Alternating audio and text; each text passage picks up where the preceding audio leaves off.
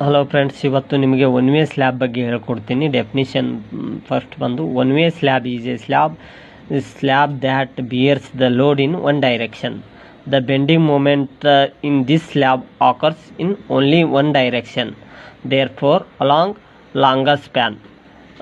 If the Ly by Lx is equal to or greater than 2 ಇತ್ತಂದ್ರೆ then the structure is one-way slab.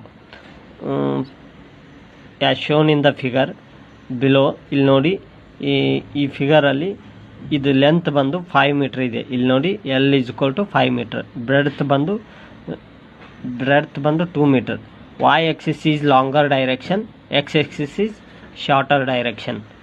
Y axis ಇಲ್ಲಿ ನೋಡಿ, Y axis ಮೇಲ್ಗಡೆ ಕಾಣಿಸ್ತಕ್ಕಂಥದ್ದು Y axis, ಈ ಕಡೆ ಹರಿಜಾಂಟಲ್ ಆಗಿ ಕಾಣಿಸ್ತಾ ಇದ್ದದ್ದು X axis.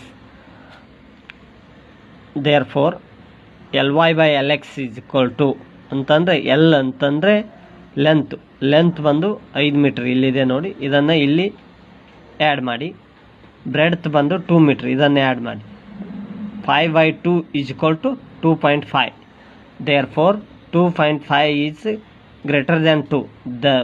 The slab is one way slab.